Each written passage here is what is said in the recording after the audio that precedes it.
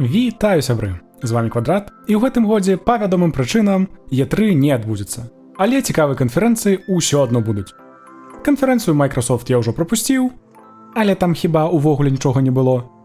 Таму прапусціць канферэнцыю ад Sony я не мог. І добра, што не прапусціў.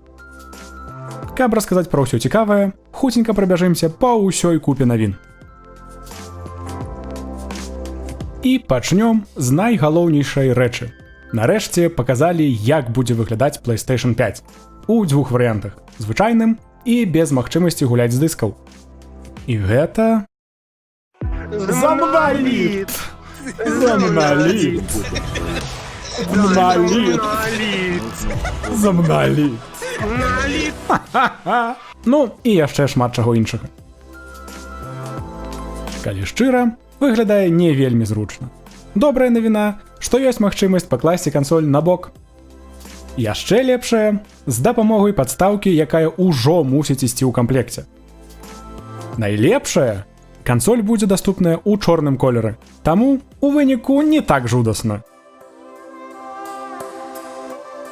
Акрамя самой PlayStation 5 паказалі шмат гульняў, як новых, так і ўжо вядомых. Да іх мы яшчэ вернемся, бо акрамя трэйлераў быў і геймплей. На Microsoft. Паказалі новы Gran Turismo, досыць драўляны, Kena Bridge of Spirits, ужо цікавей, Ghostwire Tokyo, пра які крыху пазней. І самае цікавае, новая частка Ratchet & Clank. Падчас прэзентацыі прадэманстравалі магчымасці новага SSD і рейтрейсінг.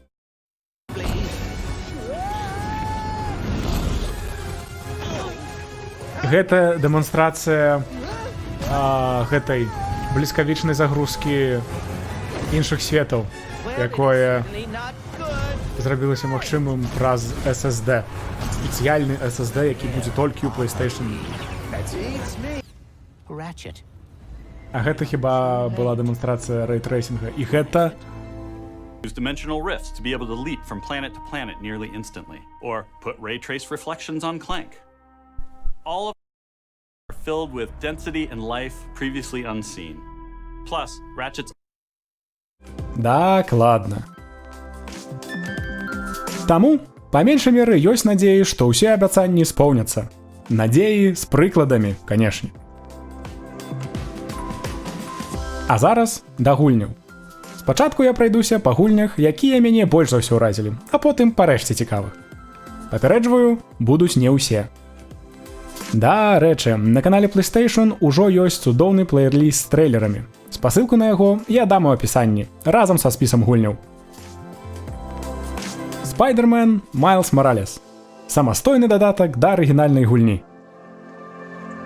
Самастойны дадатак... Ведае, што гэта мусіць значыць, але выглядае як асобная гульня. Ratchet & Clank. Rift Apart. Вяртанне знакамітай серыі гульняў. Выглядае вельмі прыгожа і вельмі цікава. Можа нарэшце атрымаецца пагуляць. Horizon Forbidden West. Працяг цудоўнай гульні з PlayStation 4 з моцнымі павевамі аватара. Добрага аватара, а не гэтага. І амаль самая цудоўная навіна з гэтай канферэнцыі – ремейк Demon's Souls.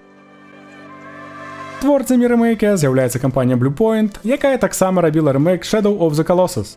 Таму мусіць выйсці добра, са смакам рейтрейсінга. Калі хуценька пра іншыя цікавыя гульні, то ў нас Project Asia, невядома што з працоўнай назвай, выглядае як Lara Croft на палову з Playtale Innocence. Ну, можа, крыху Souls-like. Stray, гульня пра ката ці кошку ў свеце роботаў у стылістыцы кахання смерці і роботаў. Returnal, бясконцы цыкл смерцяў на невядомай планеце. Выглядае як Death Stranding на палову з гранню будучыні. Ну, ці Souls-like, калі хочаце. Kena Bridge of Spirits.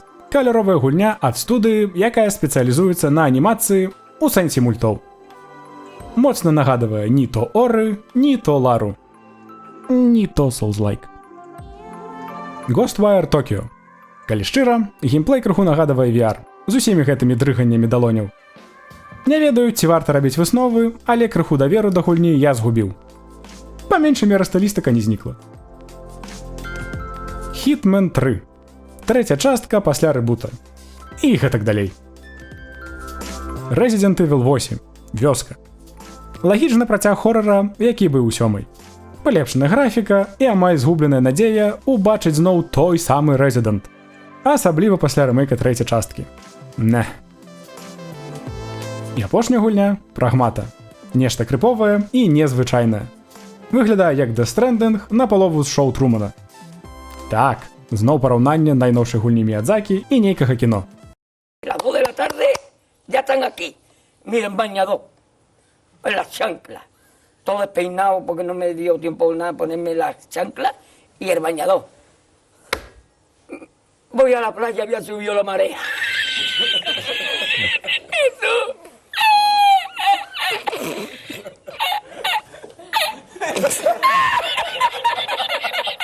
¡Tú! ¡Había subido la marea con triple paella!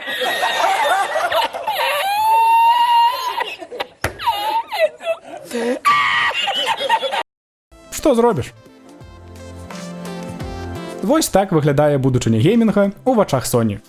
І калі шчыра, я цалкам згодны. Канешне, не хапае дадзеных пра кошт кансолі, пра тэхнічныя дэталі гульняў, колькасць кадраў, разрознасць і ўсё гэта. Можа яшчэ чаго. Але пачуцці неверагодныя. І праз якасць паказаных гульняў, і праз тое, што Sony не прымала ўдзел у E3 2019. Таму, спадзяюся, каляды 2020 парвуць мне каліту і вольны час уздоўж ды напопер. А зараз я з вамі развітваюся, бо ўжо ў суботу адбудзецца чарговая не E3 канферэнцыя PC Gaming Show. Папярэднія дзве поўніліся маральнымі пакутамі, але нешта мне падказвае, гэтым разам можа атрымацца добра. А зараз да сустрэчы і бывайце!